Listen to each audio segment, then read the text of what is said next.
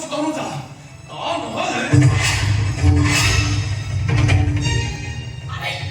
나를 먼저 돌아가보죠. 또 빠도 돌아를 줬다. 나를 그러니까 어설을 보고 올래야지. 뭐 의사들을 낳혀서다 빠도 돌에 돌게 있더라. 너도 잘. 그때 파이빨리 거리라고. 그때 구라를 보지. 잘 같이 떠놀자. 갈래? 멀시라고 화영가라. 달리 화영가를 왜? 빗소라 화영가를 하고. 또저 부끄러운 거죠. 나를 몰라 떡대 거리라고 말이고. 에이, 달아보자. 달라보자.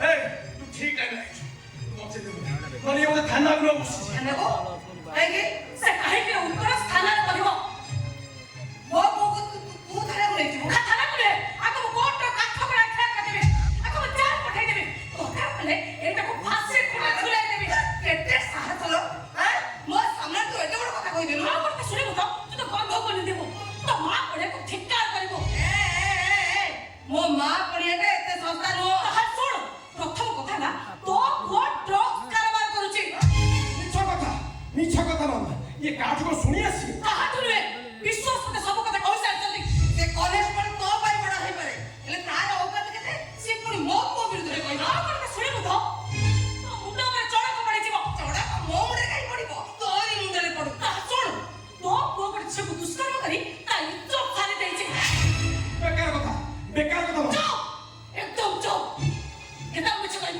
केता मिछ लो चाहिबो तो हाथ में बेसने पड़ गला होजी गला उड़े हो जाए क्या पड़ तो हाथ में बेसने सुनी हाथ गला केमिति तू ता इज्जत रे लागले तो हाथ में बेसने खसे ता हाथ रही जाइला केवल तो बोली पापी को धरा पके देबा पाई ओटा मनगड़ा कथा उड़ा नहीं गपुछु मनगड़ा कथा के सत्य कथा से कथा अदालत प्रमाण हो आ से केस मुनिचा लड़ीबी पड़ेला तो भाई विरुद्ध तू कैसे लड़ीबो ए घर मान सम्मान नहीं डाडे पकेबो मो जेबडा सत्य लेबा के पाट देछि सरकार पले वो भाई को मुस्तार करबिनी थाना चल थाना को चल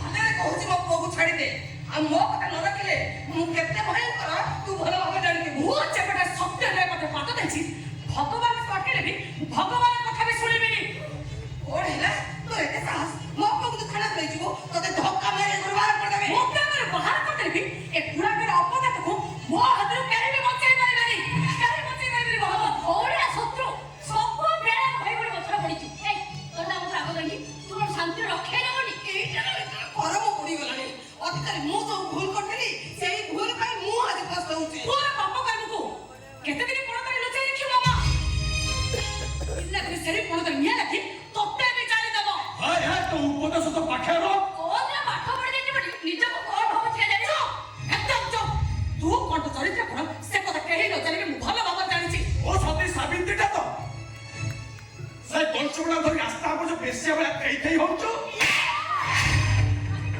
भाई के काहे के बात है ए तेसा तू मत ए ओना के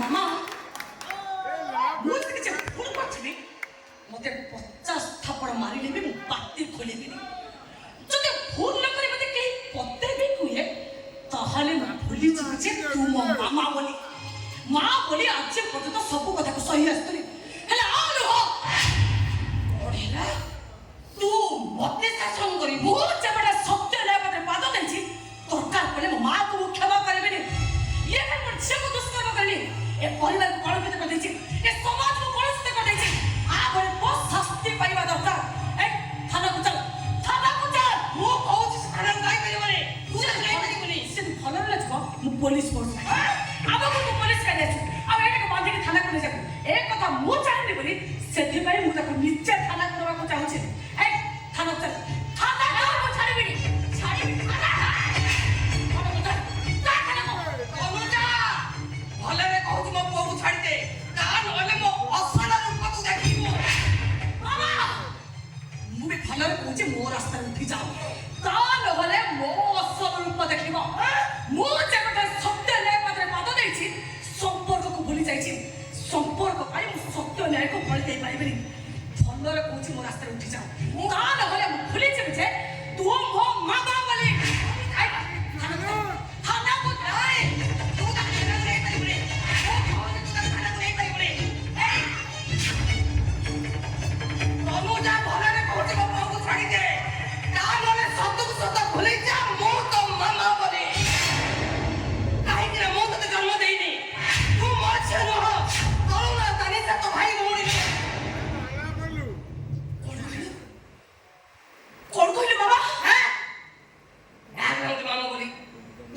ଶୁଣିଲୁ ମୁଁ ସେଇଆ ହିଁ କରିଲି।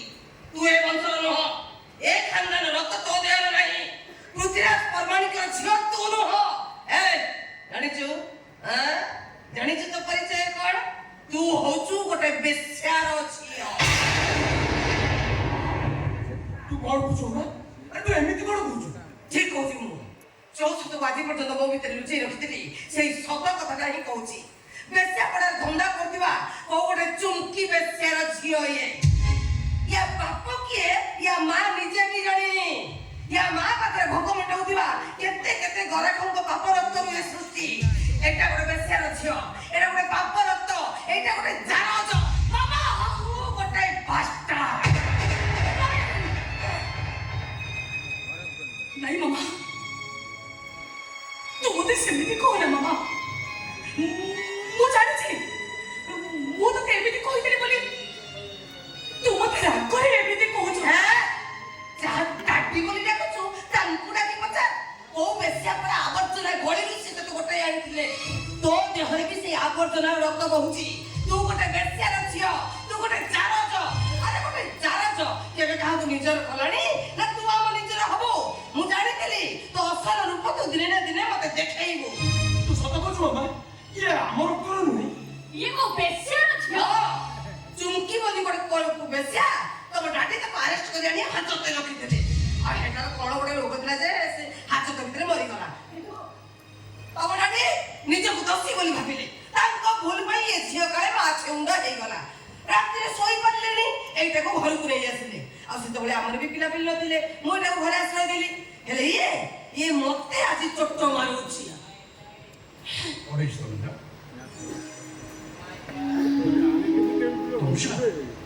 କଣ ହେଇଛି? ଡାଡି, ମୁଁ କିଏ?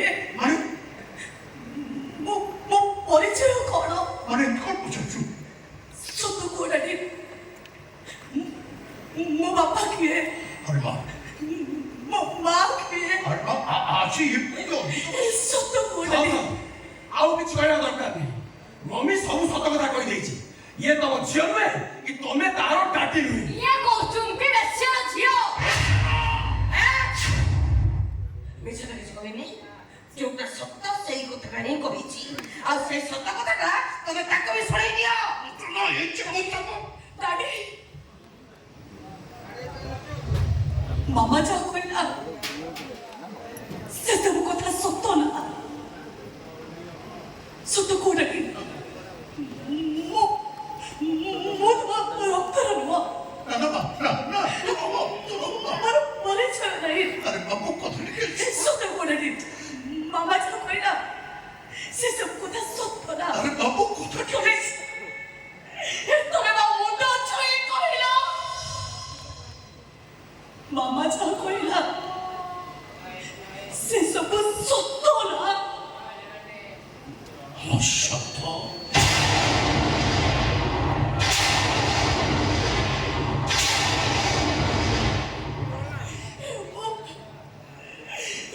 ମୁଁ ଗୋଟେ ବେଶ୍ୟାର ଝିଅ।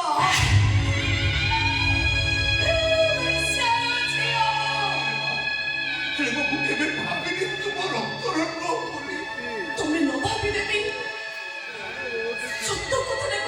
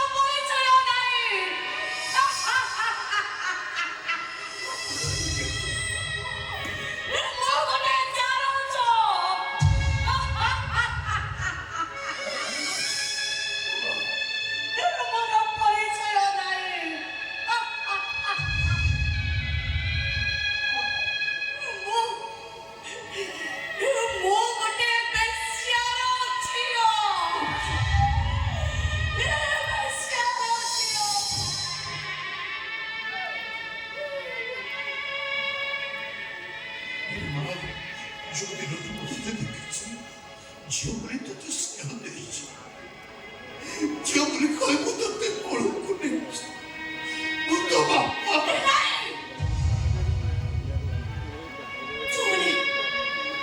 ଛୁଆରେ ମତେ ଏ ପାପ ଛୁଆର ଛାଇ ତମ ଉପରେ ପଡ଼ିଲେ ତମେ ବି ଅପବିତ୍ର ହେଇଯିବ କାହିଁକି ନା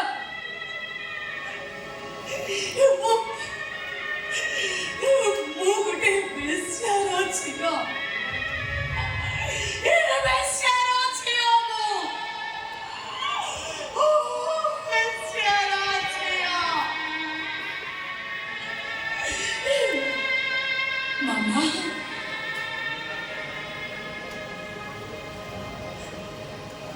ତତେ ମା ବୋଲି ଭାବେ ମୁଁ କେତେ କଣ କପି ଦେଇଛି ତୁ ମତେ କ୍ଷମା କରିଦବୁ ମାମା ତୁ ମତେ କ୍ଷମା କରିଦବୁ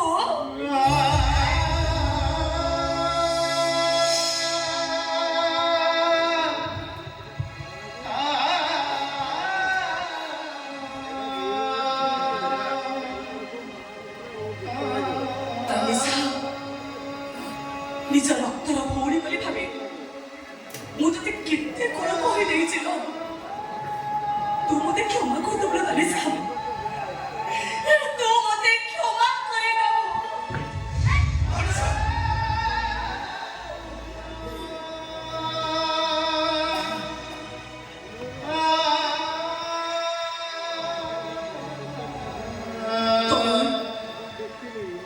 ତତେ ରକ୍ତର ଭାଇ ବୋଲି ଭାବେ ମୁଁ ତତେ କେତେ କଣ କହିଦେଇଛି ତୁ ମତେ କ୍ଷମା କରିଦବୁ ରେ ତରୁଣ ତୁ ମତେ କ୍ଷମା କରିଦବୁ ଗୋଟେ ଜାରଦ ହେଇ ତୁ ପୃଥ୍ୱୀରାଜ ପରମାଣି ପୁଅକୁ ହାତ ଉଠେଇ ଦେଇଛୁ ଆଉ ସେଇଟା ତତେ ଏବେ ଏଇଠି ଫେରେଇ ଦେବି ତୁ ମାରିଥିବା ମାଡ଼ ମୋ ଉପରେ କାହିଁକି ଉଦ୍ଧାର ରହିବ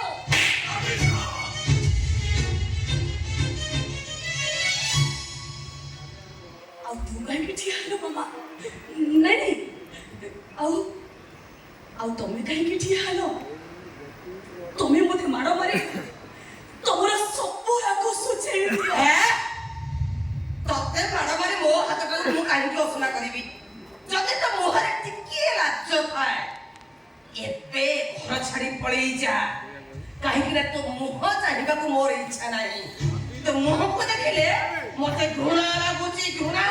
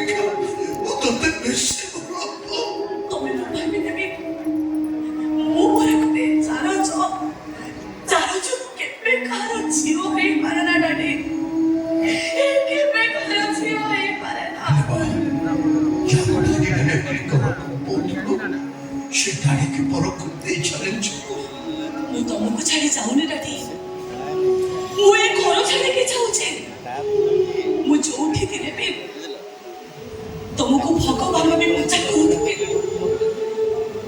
ମୁଁ ଏଇଠି ସାଇତି ରଖିଥିବି ଏତିକି ଆଶୀର୍ବାଦ ଏ ପର ଝିଅଟା ଉପରେ ରଖିଥିବ ଡାଡି ଏ ପର ଝିଅଟା ଉପରେ ରଖିଥିବ ମୁଁ ଆସୁଛି ରମା ତୁ ତ ସବୁଦିନ ପାଇଁ ଚାଲି ଯାଉଛୁ ଆଜିଠାରୁ ତୋ ନାନୀ ନାନୀ ଡାକ ଆଉ ଏ କଥା ଶୁଣିବ ଜୀବନରେ ଶେଷ ଥର ପାଇଁ ଡାଡି ବୋଲି ଡାକି ଦେଇ ଚାଲ ତୋ